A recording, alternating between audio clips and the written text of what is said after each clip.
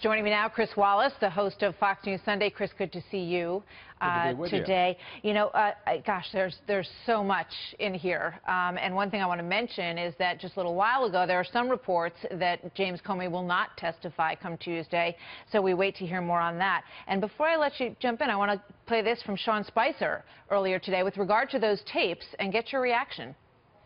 President Trump record his conversations with former FBI Director Comey.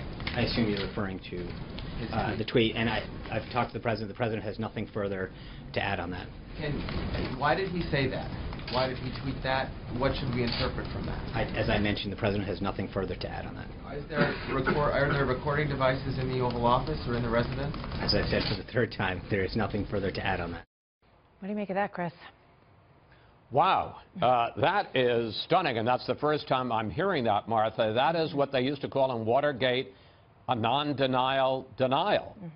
You know, it would have been the easiest thing in the world for Sean Spicer to say, no, the president has no recording devices in the Oval Office. He didn't record the conversation. He doesn't have anything in the White House residence. That would have been easy to say. He didn't say that. Instead, he said, I have nothing further for you on that. Talk about something, an answer that only demands more questions. You know, one of the things that has struck me all week is that if the president began this week fed up with the Russia investigation and fed up with James Comey and hoping to put an end or at least a damper on both of them, that on every single step he's taken, you'd say he has done exactly the opposite, or it's gone to exactly the opposite effect. Well, now this has opened up a whole new can of worms. And again, nobody was talking about the tapes until the president sent this tweet this morning saying, Comey better hope there are no tapes. And now you have Sean Spicer from the White House podium refusing to answer the question. Yeah, I mean, Jonathan Turley, the attorney, was asked about this whole situation this morning, and he pushed back on the idea of there being underlying crime here. He said, I haven't seen anything yet that shows that. But this is becoming a cover-up, he said, in lieu of a crime, so to speak. And you're so right about the fact that the president, at every turn so far, has dug deeper into this. And if he doesn't want people to talk about these topics, he has worked pretty hard to keep them talking about it this week. What next? Well, who knows what next? But I mean, let's take another example of what we're talking about there. Gratuitously, in his letter in which he fired Comey, the president said on 3 separate occasions, you, James Comey, told me that I was not a target of this investigation. A lot of people doubted that because it just seemed unlikely that a fellow like Comey, who some would say is so over the top in terms of his sense of his own integrity, that he would do something like that, which, if not a legal breach, would seem to be an ethical breach, to tell a potential target, to tell the president whether or not he is a target of the investigation.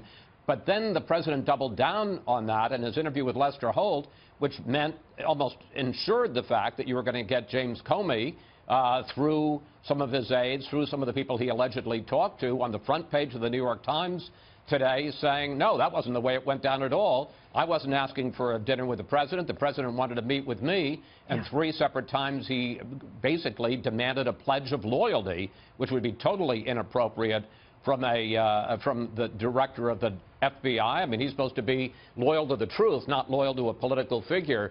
So again, everything that Donald Trump has done seems to have backfired and have done exactly the opposite of what he intended, namely to have raised the visibility of James Comey, to have raised the visibility of the Russia investigation and doubts about it, and now to have raised a whole new thing that we hadn't even thought about, which is the possibility of a White House taping system. Which is incredible. Looking at his agenda, which no doubt the folks in the White House are trying to get back on that agenda. We just saw earlier today a lengthy introduction from Henry McMaster in national security, talking about the trip that is coming up. We know that Democrats have been dug in from day one in resistance to this president, but is it possible, given the current situation, that he's going to have more problems with Republicans as well, Chris? Well, it's certainly, there's nobody who's going to rally to the president's side because of the events of the last few days, because they're really kind of inexplicable. I mean, also the shifting timeline and explanation, the fact that on Tuesday said this was done at the recommendation of the Attorney General, then the president says, no, it wasn't done. I mean, there's nobody who could look at this and say, well, that increases my confidence in the president. And to speak directly to your question of the agenda, Martha. I mean, this comes just at a point when finally the president seemed to be getting some momentum behind his legislative agenda. The House just last week passed Obamacare repeal and replace, and it was being studied by a working group in the Senate. We seemed headed in that direction. This has sucked all the oxygen out of that. I can tell you, nobody in Washington is talking about the legislative agenda. Everybody is talking about the Comey firing, the Russia investigation, and what seem to be increasingly puzzling acts and behavior by this president. Yeah, the president made a comment about, you can't always, the people that I put out there in front of the podium, they may not have the very latest version of what's going on necessarily, something to that effect, and saying maybe we don't need press conferences anymore. We had one earlier today, so we know that that has not changed. But the notion that there's nobody who can sort of advise the president at that very top level, or whom he's counting on at this point to be, sort of another adult in the room on some of these discussions and some of these moves, Chris. Well, I'm sure there are people there who could do that. Whether he listens to them, it sure doesn't seem like he does. In fact, there's some discussion of the fact inside the White House. There's been reporting that he was very upset with the communications team, felt that he needed to sort of settle it and figure everything out and clear the record with Lester Holt yesterday, and everything he said in that interview has only added to the fire instead of putting it out. Chris Wallace, thank you very much. Good to see you, sir. I know you have Mike Lee coming up on Sunday, so we will look forward to Fox News Sunday as always. Thank you, Chris.